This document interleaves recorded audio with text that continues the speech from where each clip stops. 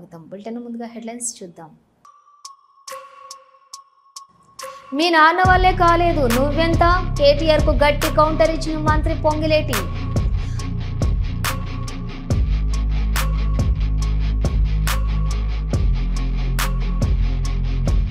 తెలంగాణ సంస్కృతి సాంప్రదాయాలకు నెలవు బతుకమ్మ పండుగ. తెలంగాణ భవన్లో బతుకమ్మ పాటలు విడుదల. ఆడి పాడిన మహిళలు. నాపై తప్పుడు రాతలు రాస్తున్నారు, ఓ పత్రికపై కోమటిరెడ్డి రాజగోపాల్ ఆగ్రహం.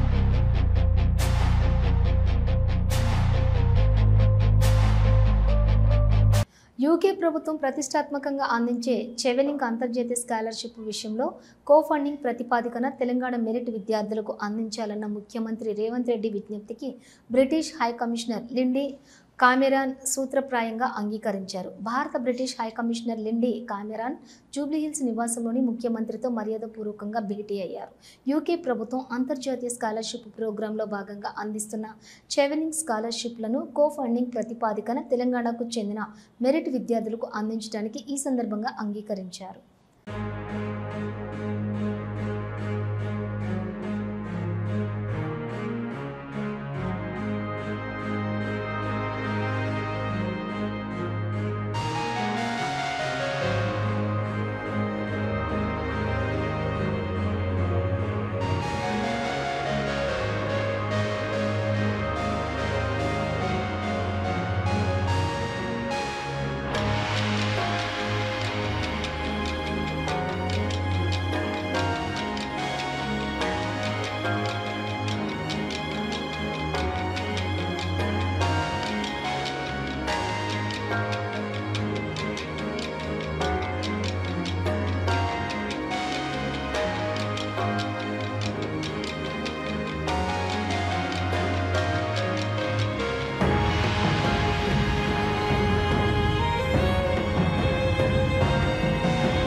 పాలేరులో నా గెలుపును ఆపడానికి మీ నాయన 3 సార్లు ముక్కు నేలకు రాసిండు. ఆయన వల్లే కాలేదు, నీ వల్ల అవుద్దా? బచ్చాగాడివి. 3.5 ఏళ్ల తర్వాత వచ్చే ఎన్నికల వరకు అసలు నువ్వు ఇండియాలో ఉంటావా, సంచి సర్దుకొని అమెరికాకు చెక్కుతావా అన్నది తెలంగాణ రాష్ట్ర ప్రజలు నిర్ణయించడానికి సిద్ధంగా ఉన్నారు. దమ్ముంటే రానున్న జూబ్లీహిల్స్ ఉప ఎన్నికల్లో మీ పార్టీ సత్తా చూపించండి.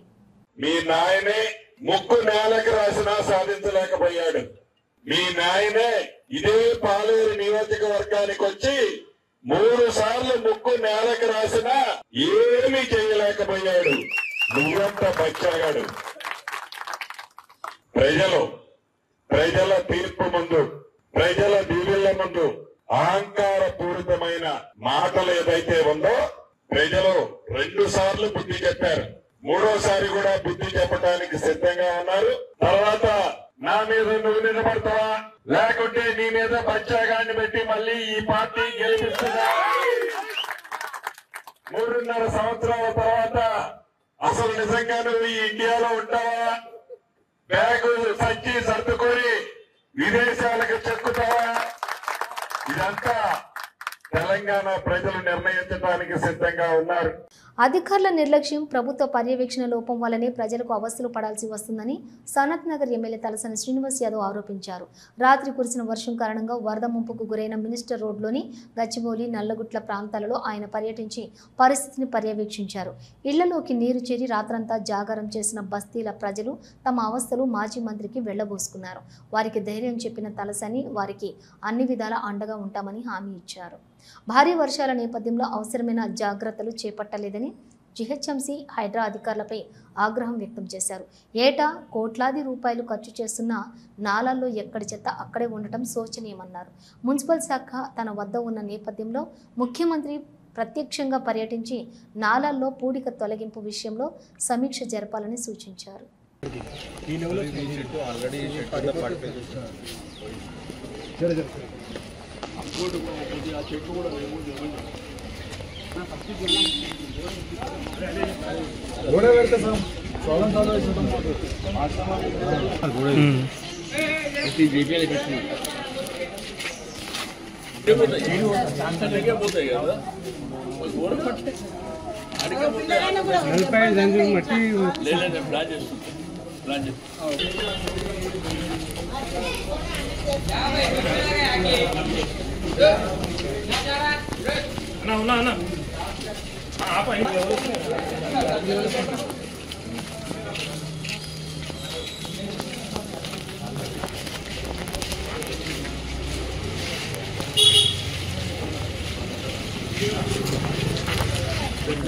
రిటర్నింగ్ వాళ్ళు వెయిట్ చేయడము ఇక్కడ కొద్ది బాగా మనం చేసాం.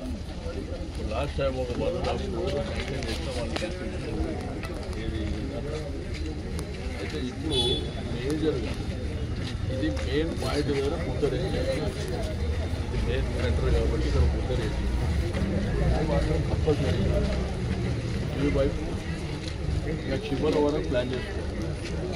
ఇటు 2 సైడ్లు ఏంటంటే కిందంతా డబ్బే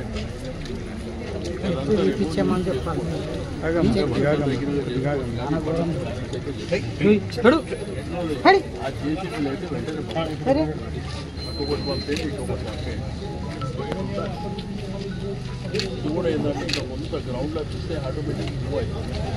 ఇంకోటి ఆ ముంగటి పోయినాక దాని కింద ప్రాపర్గా ఫోన్ చేసినప్పుడు ఆటే స్టాగ్నేట్ అవుతుంది, మళ్ళీ అది కొడుతుంది.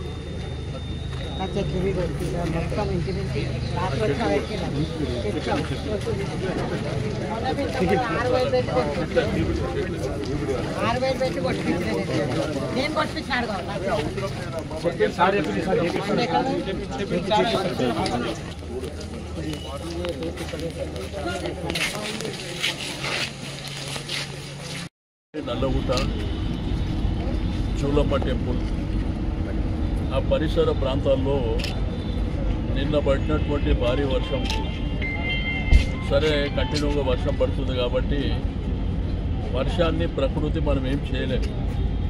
కానీ జిహెచ్ఎంసీ హైడ్రా అధికారులు తీసుకోవాల్సినటువంటి ప్రికాషన్స్ ఏం తీసుకోలేదనేది మీకు క్లియర్గా అక్కడ కనిపిస్తుంది. ప్రతి సంవత్సరం డీసెంటింగ్కు కోట్ల రూపాయల ఖర్చు పెడుతున్నామని చెప్పింది. బట్ మనం నాలాలు విజిట్ చేసినప్పుడు సంవత్సరం 2 సంవత్సరాల నుంచి కూరుకుపోయినటువంటి చెత్త చెదారం అదంతా అక్కడనే మిగిలినటువంటి సందర్భం. నేను ముఖ్యమంత్రి గారికి కన్సల్ట్ మినిస్టర్ మీరే కాబట్టి ఇప్పటికైనా స్పెషల్గా మానిటరింగ్ చేయండి. అసలు డీసిల్టింగ్ హైదరాబాద్ గ్రేటర్ హైదరాబాద్లో జరిగిందా లేదా, మరి జరగకపోతే ఈ సంవత్సరం అయిన టెండర్లలో మరి శాంక్షన్ ఇచ్చి వర్క్ ఆర్డర్ తీసుకొని ఏం పని చేసిండ్రో ఒకసారి క్రాస్ చెక్ చేసుకోవాల్సినటువంటి అవసరం ఉన్నది. దగ్గర కాశీబౌలి కానివ్వండి, నల్లగుట్ట ప్రాంతం కానివ్వండి, చుట్టాల బస్తీ కానివ్వండి, మరి చూలమ్మ టెంపుల్ ఏరియాలో 1000 ఇళ్ళు నీళ్ళల్లో మునిగిపోయినాయి. రాత్రి అంతా జాగారం, ఇంట్లోకి బయట పోయేటట్టు లేదు. ఇంట్లో ఉన్న నీళ్లు ఇప్పుడు కూడా ఇంట్లో అక్కడనే నీళ్లు ఉన్నాయి. మళ్ళీ ఆ బురదంతా ఎక్కడ చూసినా నిండిపోయినటువంటి వాతావరణం. కాబట్టి గవర్నమెంట్ రన్ చేసే పద్ధతి ఇది కానే కాదు. ప్రజా సమస్యలపై తక్షణమే స్పందించాలని పెద్దపల్లి జిల్లా కలెక్టర్ కోయ శ్రీహర్షపై పెద్దపల్లి ఎంపీ గడ్డం వంశీకృష్ణ ఆగ్రహం వ్యక్తం చేశారు. కలెక్టర్ వైఖరిపై అసహనం వ్యక్తం చేశారు. రామగుండం ఈఎస్ఐ ఆసుపత్రి ఎయిర్పోర్ట్ వివరాలు అడిగితే నా దగ్గర లేవు అని నిర్లక్ష్యపు సమాధానం ఇవ్వటం, సమస్యలు కలెక్టర్ దృష్టికి తీసుకెళ్తే స్పందించకపోవటం, మెసేజ్లు చేసిన రిప్లై ఇవ్వకపోవటం పట్ల కలెక్టర్ శ్రీహర్షపై ఆగ్రహం వ్యక్తం చేశారు. పెద్దపల్లి జిల్లా ప్రధాన ఆసుపత్రిలో స్వస్తి నారి స్వశక్తి పరివార్ అభియాన్ కార్యక్రమాన్ని జిల్లా కలెక్టర్ కోయ శ్రీహర్షతో కలిసి ప్రారంభించారు. ఈ సందర్భంగా ఎంపీ వంశీకృష్ణ మాట్లాడుతూ ప్రధానమంత్రి మాతృవందనం పథకం కింద ప్రసూతి ప్రయోజనాలను మహిళలకు వివరించారు. మహిళలు ఈ కార్యక్రమాన్ని సద్వినియోగం చేసుకోవాలన్నారు. మహిళలు బాగుంటేనే కుటుంబం బాగుంటుందని పేర్కొన్నారు. పెద్దపల్లి జిల్లా ప్రజలు, ఆసుపత్రి సిబ్బంది ఆసుపత్రికి అంబులెన్స్ అవసరం ఉందని ఎంపీని కోరారు. దీంతో తప్పకుండా ఎంపీ ల్యాడ్స్ నిధుల ద్వారా అంబులెన్స్ ఏర్పాటుకు కృషి చేస్తానని హామీ ఇచ్చారు. మాజీ ఎమ్మెల్యే మైనంపల్లి హనుమంతరావు మీడియాతో మాట్లాడారు. మనమంతా భారతీయులంతా ఎక్కడైనా జీవించవచ్చు. మార్వాడి హటావో నినాదానికి నేను వ్యతిరేకం. ఇది ఏ రాజకీయ పార్టీకి సంబంధం లేదు. అందరికీ ఒక్కటే రాజ్యాంగం, అందరికీ ఒక్కటే పాస్పోర్టు. ఆదేశాలలో మన భారతీయులు ఎన్నో ఉన్నత పదవులు నిర్వహించారు. గ్రేటర్ హైదరాబాద్, మినీ ఇండియా, వివిధ రాష్ట్రాలలో మన తెలంగాణ వారు స్థిర నివాసం ఏర్పరచుకున్నారు. ఈ బీజం పెరిగి పెద్దదైతే మనమే నష్టపోతాము. అభివృద్ధి కుంటుపడుతుంది. కులాల వారీగా, మతాల వారీగా విడిపోతే నష్టపోయేది మనమే. నీవు నేను కలిస్తే మనం కలిస్తే జనం. ఎక్కడో జరిగిన పొరపాటు ఇక్కడ రుద్దడం సరికాదు. తప్పు చేసిన వారు శిక్షార్హులు. అందరూ కలిసి సమైక్యంగా కలిసి ఉందామని పిలుపునిచ్చారు. కానీ నేనేమనుకున్నానంటే ఐఎమ్ సిటిజన్ ఆఫ్ ఇండియా. నా మినిమం రెస్పాన్సిబిలిటీ నా వాయిస్ ఇవ్వాలని. ఎందుకంటే ఇది వరల్డ్ లోనే, ప్రపంచంలోనే అతిపెద్ద ప్రజాస్వామ్య దేశం, అతిపెద్ద democratic country. And we have only one constitution, at the same time one passport. am I right? Yes. ఇవన్నీ ఎందుకు చెప్తా ఉన్నానంటే ఇది ఎక్కడో పొరపాటు జరిగింది, జరగలేదని కాదు. పనిష్మెంట్ కానీ రూల్స్ కానీ అందరికి ఒకటే. అది రూల్ ప్రకారం ప్రభుత్వం యాక్షన్ తీసుకుంటుంది. మరి కొన్ని చిన్న చిన్న విషయాలన్నీ కూడా ప్రభుత్వమే సార్ట్ అవుట్ చేస్తుంది అనుకోవడం కూడా పొరపాటు. ఇవన్నీ కూడా మన చుట్టూ చిన్న చిన్న సమస్యలు ఉంటే మనమే సార్ట్ అవుట్ చేసుకోవాలి. ఎందుకంటే ప్రభుత్వానికి ఎన్నో పనులున్నాయి. ఇప్పుడు ఫ్లడ్స్ తో బాధపడతా ఉన్నారు రైతన్నలందరూ కూడా, ఫ్లడ్స్ తో బాధపడతా ఉన్నారు. ఈ సమయంలో దీన్ని సబ్సైడ్ చేయాలనే ఉద్దేశం నాది. ఎందుకంటే మనకు వేరే పనులున్నాయి. ఏదైతే ముఖ్యంగా యూకేలో 19 నుంచి 4 సంవత్సరాల పాటు రిషి సునక్ గారు ప్రైమ్ మినిస్టర్ గా చేశారు. Is Indian, for your kind information. At the same time United States of అమెరికాలో మొన్నటి వరకు former vice president of United States of America Kamala Harris, she's Indian. Her mother is Tamilian, father is African American. ఇవన్నీ కూడా గమనించాల. ఎందుకంటే తనపై మీడియాలో, social మీడియాలో వచ్చే తప్పుడు వార్తలను, పుకార్లను ఎమ్మెల్యే రాజగోపాల్ రెడ్డి తీవ్రంగా ఖండించారు. కొన్ని ఛానల్లో, సోషల్ మీడియాలో నా వ్యక్తిగత ప్రతిష్టతను దెబ్బతినే విధంగా తప్పుడు వార్తలు వస్తున్నాయి. ఈ మధ్యకాలంలో ఆంధ్రజ్యోతి పేపర్ని తలపించేలా ఆంధ్రజ్యోతి అనే పేరుతో ప్రింట్ చేసి కాళేశ్వరం ప్రాజెక్టులో అవినీతి లేదన్న రాజగోపాల్ రెడ్డి అనే శీర్షికను నేను అనని మాటలు అన్నట్లుగా ప్రచురిస్తున్నారు. కాళేశ్వరం ప్రాజెక్టు అవినీతి గురించి మొట్టమొదటి అసెంబ్లీలో ప్రస్తావించిందే నేను. నాకు మంత్రి పదవి రానందుకు రేవంత్ రెడ్డి పైన, ప్రభుత్వం పైన నేను అనని మాటలను అన్నట్టు తప్పుడు కథనాలను సృష్టించి అబద్ధాలను ప్రచారం చేస్తున్నారని అన్నారు. లేనిపోనిగా మీరు పదవికి రాజీనామా చేస్తున్నా అని చెప్పి ఎమ్మెల్యే పదవికి పార్టీ మారుతున్నట్టు, ఇంకో దగ్గరనైతే చూసిన కథనము కొత్త పార్టీ పెడుతున్నట్టు, ఇవన్నీ దయచేసి తెలంగాణ ప్రజలందరూ కూడా, కొందరు గిట్టని వ్యక్తులు మా ప్రతిష్ట దెబ్బతీస్తేందుకు సోషల్ మీడియాలో కానీ బయట కానీ నా గురించి అవాస్తవాలు ట్రోల్ చేస్తున్నారు. కాబట్టి దయచేసి నమ్మొద్దు. నేను ఒక శాసనసభ్యునిగా కాంగ్రెస్ పార్టీ శ్రేయస్సు దృష్ట్యా కాంగ్రెస్ పార్టీని బలోపేతం చేసేందుకు కొన్ని సందర్భాల్లో ప్రభుత్వ నిర్ణయాలని ఈ విధంగా చేస్తే బాగుంటది అని పలు వేదికల్లో చెప్పడం జరిగింది తప్పితే అంతరంగిక సమావేశాల్లో కూడా చెప్తున్నాను. బయట కూడా కొన్ని సందర్భాల్లో భూ నిర్వాసితుల విషయంలో అన్యాయం చేయొద్దు. మన ప్రభుత్వం భూ నిర్వాసితుల గురించి, వాళ్ళకిచ్చే పరిహారం గురించి ఒకసారి ఆలోచన చేసి మానవతా దృక్పథంతో ట్రిబుల్-ఆర్ మనం కంపల్సరీ చెయ్యాలి. కానీ అలైన్మెంట్ విషయంలో అనుమానాలు ఉన్నాయి, కొందరు అనుకూలంగా మార్చుకున్నట్టు. రెండోది, భూ నిర్వాసితులకు పరిహారం విషయంలో కూడా వాళ్ళ ఆందోళన చెందుతారు. కాబట్టి ఆ పేద భూ రైతుల్ని, భూమి ఉన్న పేద రైతుల్ని కంపెన్సేట్ కరెక్ట్గా 100% కంపెన్సేషన్ చేయాలని చెప్పి నా అభిప్రాయం. సో ఈ విధంగా చాలా రకాల దుష్ప్రచారాలు వస్తున్నాయి, నమ్మొద్దు. ఈ రోజు కూడా మేము మా నియోజకవర్గ నాయకులందరూ కూడా, నేను ఒక ప్రైవేట్ ప్రోగ్రాంలో గుంటూరుకు పోతున్నాం. నా స్నేహితుడు మాజీ పార్లమెంట్ సభ్యుడు మోదుగుల వేణుగోపాల్ రెడ్డి ఒక ప్రైవేట్ కార్యక్రమంలో పిలిచి నన్ను చీఫ్ గెస్ట్గా పిలిస్తే పోతుంటే నాతో పాటు మా నాయకులు, మా మునుగోడు నియోజకవర్గ నాయకులు, కార్యకర్తలు కొందరు కూడా వస్తామని చెప్తే నాతో పాటు వస్తుండ్రు. అదేవిధంగా విజయవాడలో కనకదుర్గమ్మ టెంపుల్లో దర్శనం చేసుకుని, అమ్మవారి దర్శనం చేసుకున్నాం రేపు ఉదయం మధ్యాహ్నం. దాన్ని నేను వైఎస్ జగన్మోహన్ రెడ్డి కలుసుకుని పోతున్నా అని చెప్పి దుష్ప్రచారం చేస్తున్నాను. రాజగోపాల్ రెడ్డి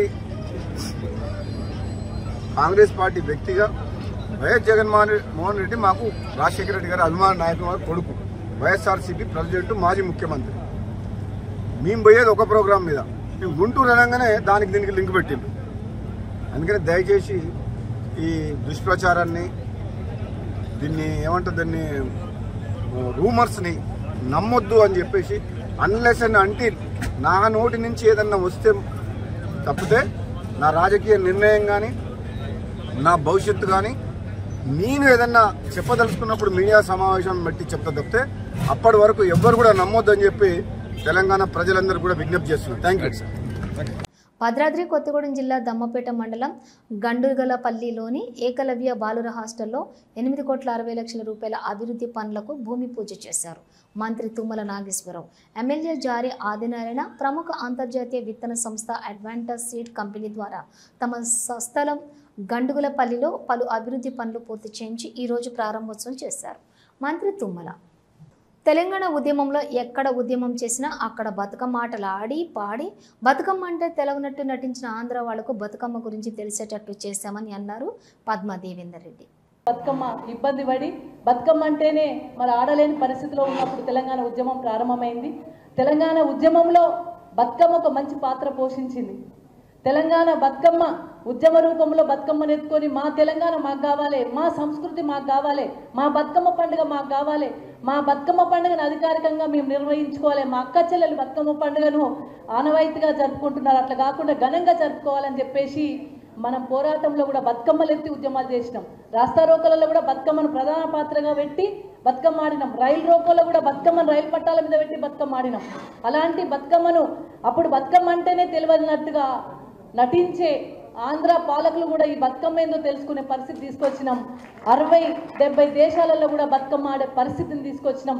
ఎక్కడ తెలంగాణ మహిళలు ఉంటే అక్కడ బతుకమ్మ పెట్టుకొని తెలంగాణ రాష్ట్రం రావాలి, మా బతుకమ్మ పండుగ రావాలని చెప్పేసి వారు డిమాండ్ చేసిన పరిస్థితులను గతంలో గౌరవ కేసీఆర్ గారు తీసుకురావడం జరిగింది. దాంట్లో భాగంగానే మనం బతుకమ్మను తెలంగాణ రాష్ట్ర ప్రభుత్వం వచ్చిన తర్వాత బతుకమ్మను ఒక ఆడబిడ్డలాగా భావించి, ఒక దేవతలాగా భావించి పూజలు పూజించే సంస్కృతి, పూలను పూజించే సంస్కృతి ఒక తెలంగాణ ప్రాంతంలోనే ఉంది. పూల పండుగను, పూల జాతరను ఘనంగా చేయాలని చెప్పి గౌరవ కేసీఆర్ గారు 2014లో తెలంగాణ రాష్ట్రాన్ని సాధించిన అనంతరం గౌరవ ముఖ్యమంత్రిగా వారు అధికారికంగా ఈ పండుగను, అంటే ఒకప్పుడు ట్యాంక్ బండ్ మీద బతుకమ్మ ఆడాలంటే హైకోర్టుకు వెళ్ళి పర్మిషన్ తెచ్చుకునే పరిస్థితి నుండి ట్యాంక్ బండ్ మీద ఘనంగా గర్వంగా మా అక్క చెల్లెలు సప్పట్లు కొట్టుకుంటూ తెలంగాణ జాతరను పండుగను చేసుకునే పరిస్థితి వరకు గౌరవ కేసీఆర్ గారు తీసుకురావడం జరిగింది. అది మన అక్క చెల్లెలకు గౌరవ కేసీఆర్ గారు ఇచ్చిన ఒక వరం, ఒక పండుగను మన కానుకగా ఇచ్చి ఆడబిడ్డలందరినీ కూడా గర్వంగా తలెత్తుకునే విధంగా చేసింది గౌరవ కేసీఆర్ గారు. నిజంగా కూడా తెలంగాణలో ఈ మనకున్న పాత 10 జిల్లాలు ఇప్పుడు 30 జిల్లాల వద్దకు సంబంధించి ఏంటంటే బతుకమ్మ పండుగ అయిందంటే ఆడపిల్ల పెళ్ళయిందంటే బతుకమ్మనే వాయినంగా, కోలలు వాయినంగా ఇచ్చే సంస్కృతి, ఇంత గొప్ప సంస్కృతి ఏ రాష్ట్రంలో లేదు, ఏ దేశంలో లేదు. మరి అలాంటి సంస్కృతిని మన భవిష్యత్ తరాలకు తెలంగాణ సంస్కృతి సాంప్రదాయాలకు నిలవు బతుకమ్మ పండుగ అని అన్నారు మాజీ మంత్రి సునీత లక్ష్మారెడ్డి. దేశ విదేశాల్లో కూడా మరి బతుకమ్మకు ఒక గుర్తింపు అనేది కూడా రావడం జరిగిందని చెప్పేసి కూడా నేను తెలియజేస్తా ఉన్నా.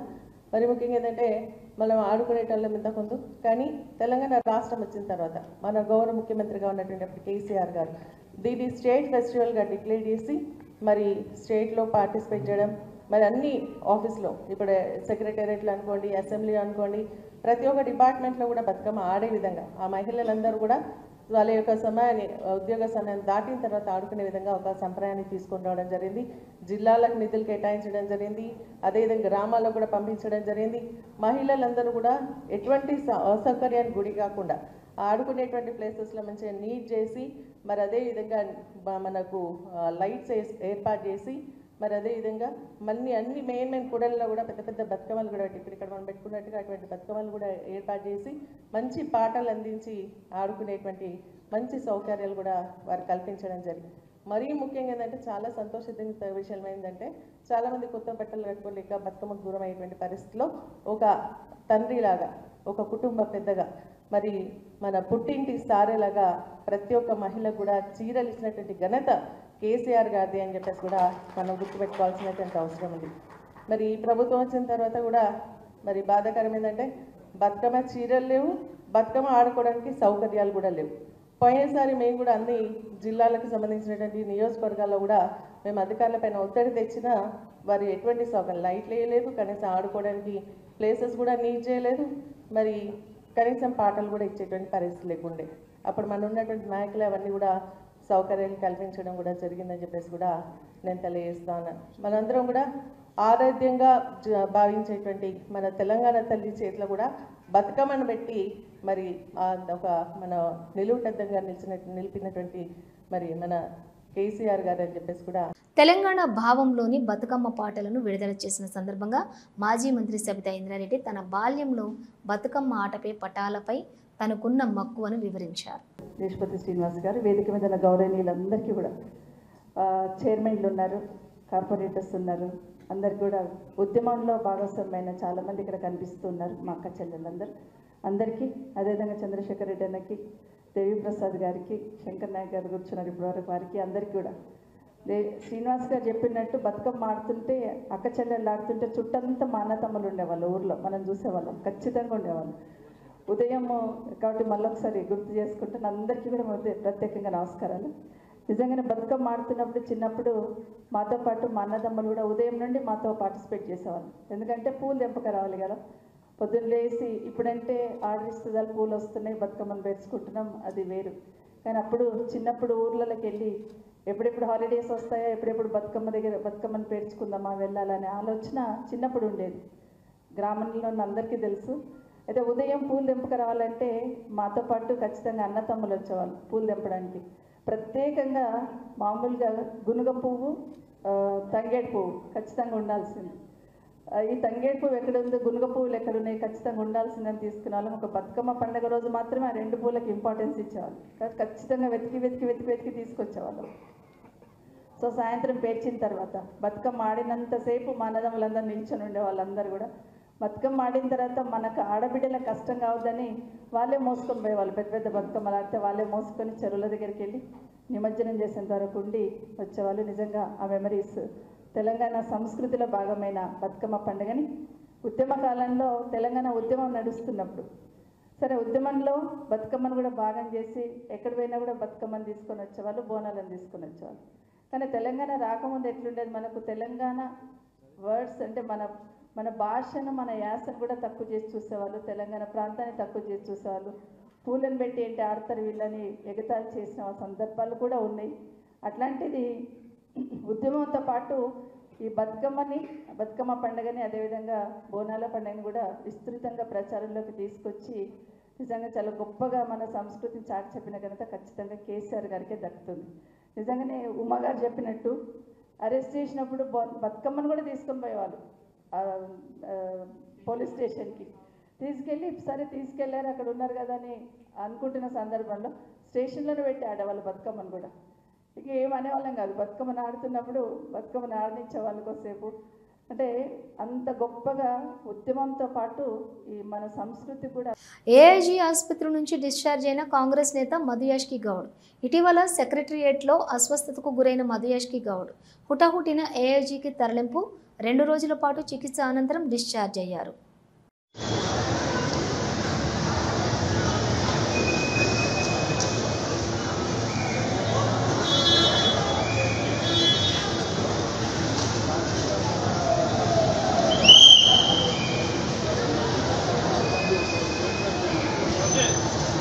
రైతు వద్ద లంచం తీసుకుంటున్న ఓ తహసీల్దారు, 2 ఉద్యోగులను ఏసీబీ అధికారులు పట్టుకున్నారు.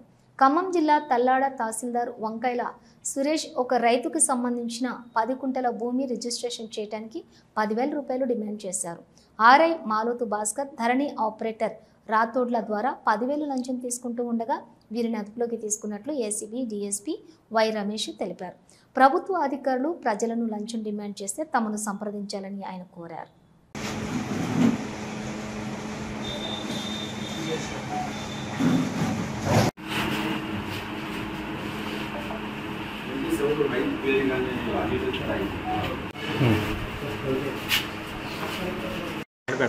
అప్పుడు ప్రేమలో పడతాను ఫోన్లు మళ్ళీ అందరూ సైలెంట్ పెట్టుకోండి అందరూ.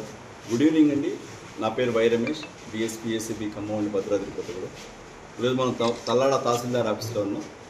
ఈరోజు తల్లాడ తహసీల్దార్ గారు వంకాయల సురేష్ కుమార్, ఆర్ఐ మాలోతు భాస్కర్ గారు, computer operator Bhubharati computer operator Shivaji Rathod ఈరోజు ఏసీబీకి ట్రాప్కి గురయ్యారు. వాళ్ళు ఒక రైతు తన 15 కుంటల భూమిని భూభారతి ద్వారా రిజిస్ట్రేషన్ చేసుకోవడానికి వీళ్ళని అప్రోచ్ అయితే ఆ 15 కుంటల భూమికి వీళ్ళు 10,000 రూపాయలు లంచంగా ఇవ్వాలని డిమాండ్ చేశారు. డిమాండ్ చేసిన తర్వాత యాక్చువల్గా మొదట 12,000 రూపాయలు డిమాండ్ చేశారు ఒక 15 కుంటల భూమికి సంబంధించి. రైతు తనకి ఇవ్వడం ఇష్టం లేక మమ్మల్ని అప్రోచ్ అయ్యారు. అప్రోచ్ అయిన తర్వాత ఏసీబీ రంగంలో దిగింది. తర్వాత ఏసీబీ ప్రాసెస్ ప్రకారం మా రికార్డింగ్స్ అవన్నీ మేము కండక్ట్ చేసాం. ఈరోజు ఆ 12,000 రిక్వెస్ట్ చేసిన 10,000 2,000 రూపాయలు తగ్గించారు. మళ్ళీ రైతు రిక్వెస్ట్ చేశారని చెప్పేసి ఇదంతా ట్రాప్లో భాగమే. తర్వాత తగ్గించిన ఈరోజు ఆ 10,000 రూపాయలు ఇస్తుండగా ఏసీబీ రెడ్ హ్యాండెడ్గా పట్టుకునింది. ఇందులో ఆర్ఐ గారు, ఎంఆర్ఓ గారు, కంప్యూటర్ ఆపరేటర్ ముగ్గురు కూడా ఇన్వాల్వ్ అయినారు. ముగ్గురిని ఈరోజు రెడ్ హ్యాండ్గా చేశాము. ఈరోజు అరెస్ట్ చేస్తాము. రేపు మార్నింగ్ ఆనరబుల్ జడ్జి గారి దగ్గర ప్రొడ్యూస్ చేస్తాం. మన మీడియా మిత్రుల ద్వారా ఖమ్మం భద్రాద్రి కొత్తగూడెం ప్రజానీకానికి రిక్వెస్ట్ చేస్తే ఏంటంటే, మిమ్మల్ని ఏ ప్రభుత్వ అధికారి అయినా వాళ్ళు చట్టబద్ధంగా కానీ ఏదైనా వాళ్ళు చేయవలసిన పనికి మిమ్మల్ని ఎవరైనా లంచం డిమాండ్ చేస్తే మీరు ఖచ్చితంగా ఏసీబీని అప్రోచ్ అవ్వచ్చు. మీరు ఏసీబీ పనికి గమనిస్తూనే ఉన్నారు. మీరు ఏ టైం అయినా కానీ మీరు రౌండ్ ద క్లాక్ 24/7 మీరు ఏసీబీతో మీరు కాంటాక్ట్లో రావచ్చు. అది అవర్స్ అయినా మేము రెస్పాన్స్ ఇస్తాం. మీ పేరు మీకు చెప్పడం ఇష్టం ఉంటే చెప్పచ్చు. మీ వ్యక్తిగత వివరాలు కానీ పేరు కానీ ఏదైనా మీకు చెప్పడం ఇష్టం ఉంటే చెప్పచ్చు. లేకపోయినా పర్వాలేదు, మేము అడగమది కంపల్సరీ కాదు. కానీ మాకు సబ్జెక్టు మా దృష్టికి తీసుకొస్తే దాని మీద ఖచ్చితంగా ఏసీబీ చర్యలు తీసుకుంటుంది. మా టోల్ ఫ్రీ నెంబర్ 1064, మళ్ళా ఏసీబీ డిఎస్పీ ఖమ్మం నెంబర్ 9154388981. నా government official number DSP ACB Khammam 9154388981. మీకు ఇంకొక చిన్న అపోహ ఏదైనా ఉండొచ్చు. మనం ఏసీబీని అప్రోచ్ అయితే చాలామంది ఇది ఒక అపోహ ఉంటుంది. ఏసీబీని అప్రోచ్ అయితే మనకు జరగాల్సిన పని ఏదైనా పెండింగ్ పడుతుందేమో అని ఉంటుంది. మీరు గమనించారు, ఇదే కేసులో రైతు రిజిస్ట్రేషన్ గురించి మమ్మల్ని వచ్చి అప్రోచ్ అయ్యారు. రిజిస్ట్రేషన్ కంప్లీట్ అయింది. ఎవరైతే లంచం తీసుకున్నారో అధికారిని అరెస్ట్ చేయడం జరిగింది. సో ఎక్కడ కూడా మీ పని ఎట్టి పరిస్థితి పెండింగ్ ఉంచే ప్రసక్తి లేదు. మీది చట్టబద్ధంగా జరగాల్సిన పని అయితే మీ పని ఎట్టి పరిస్థితుల్లో జరగకుండా ఆగే ప్రసక్తి లేదు. ఏసీబీ ఖచ్చితంగా మీకు తోడు ఉంటుందని మరొకసారి రిక్వెస్ట్ చేస్తున్నాం. మా toll free number 1064. Okay sir. ఇవి బులెటిన్ విశేషాలు. మరో బులెటిన్తో మళ్ళీ కలుద్దాం. అంతవరకు చూస్తూనే ఉండండి న్యూస్.